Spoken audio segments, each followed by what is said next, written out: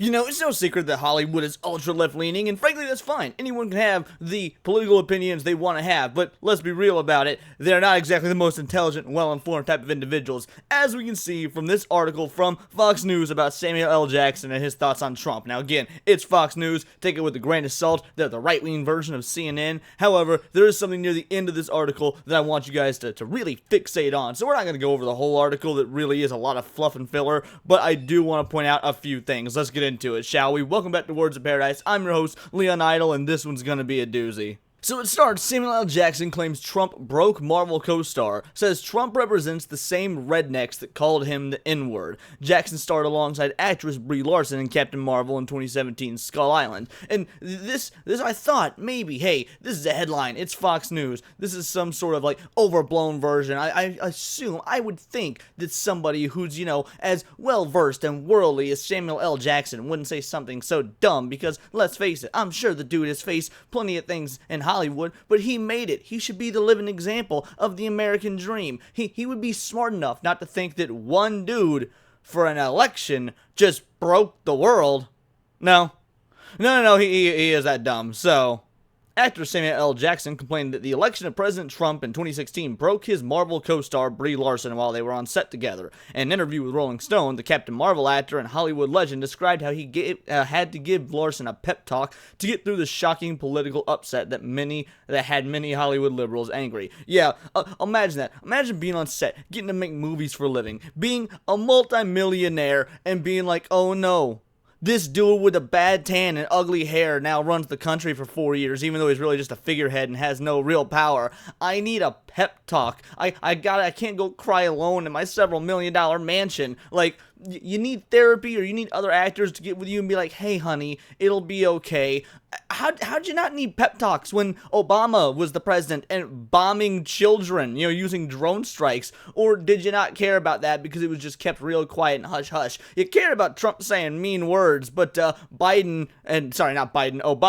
bombing kids, you know, whatever, that's no big deal. You still got to make your movies and live in the absolute opulence you got to live in. Like, I'm not saying Trump was perfect, I'm not even saying I was a big Trump supporter, but let's call out these double standards here. Like, Brie Larson, again, it's Brie Larson. What are you going to expect? What are you going to say? But the fact that Samuel L. Jackson had to give her a pep talk because she couldn't stand that there was a mean guy as the president, I'm going to let you in a little secret. There haven't been a whole lot of nice guys as presidents.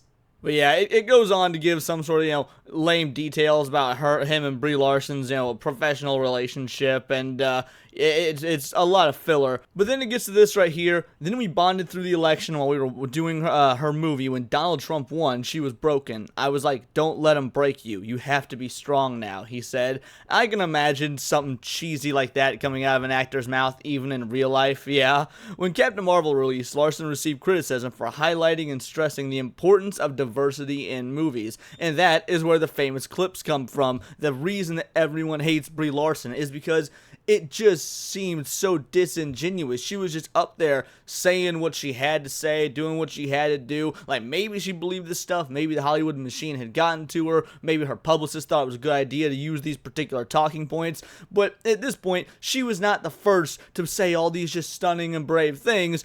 She had said just nothing that hadn't already been said a million times, that a lot of real fans have said, that's not what makes a good film, that's not what makes a product we love. Diversity is fine if you do it organically. But even Taika Waititi, if you guys watch my recent live stream, has come out and is saying, yeah, maybe we should back off of putting everyone of every race and everything for a while, because that sort of dilutes diversity. And I'm paraphrasing what he said, but if you want to know for sure, it's like the first topic we covered in Countercast. The point is, yeah, Captain Marvel, Brie Larson, we know what happened with that, but it gets great when you hear what Sam Jackson had to say in response. She's not going to let any of that stuff destroy her. These incel dudes who hate strong women, or the fact that she's a feminist who has an opinion and expressed it, everybody wants people to be who they want to be. She is who she is, and she's genuinely that, he said. Going back to Trump, Jackson claimed the former president, as well as the GOP, reminds him of the same racist rednecks he grew up with, and this is where it gets good. See, it's really only the last paragraph that actually matters, but I figured I'd give you guys some context by skipping over bits of the article.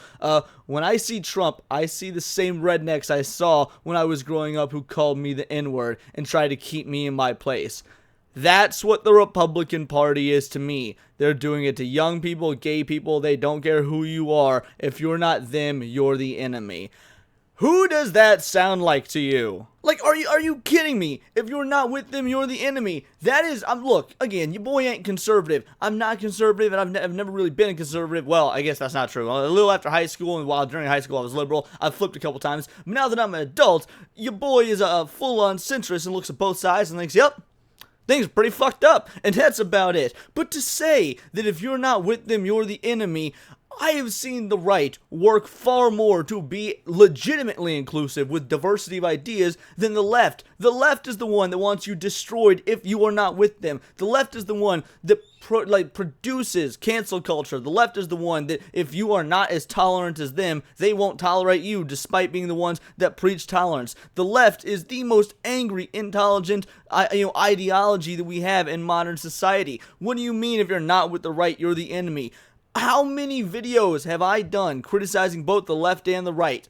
Plenty. Usually criticizing the left, but let's be honest, they got their fingers in far more nerd pies. That being said, I criticize the right as well. But the reason I criticize the left is because they are doing more on the forefront of the social stuff, and that's where all these problems lie. You can't sit there and tell me that the right views you as the enemy. If the right viewed anyone who's different as the enemy, why do they have so many gay and black and other sorts of supporters? Because these people just don't bend to social ideology. That quote just, I couldn't believe, I guess I can believe it. It's coming out of Hollywood, but I want to know if you guys believe it. Let me know what you think in the comments down below, or let me on Twitter where you can find me at Bolt the Word. And please do subscribe. I am a nerdy news channel. I cover nerdy news every day. Not always about, acting and movies and MCU stars, but also video games, anime, Magic the Gathering, you name it. It's all here in the nerdosphere. And this has been Words of Paradise.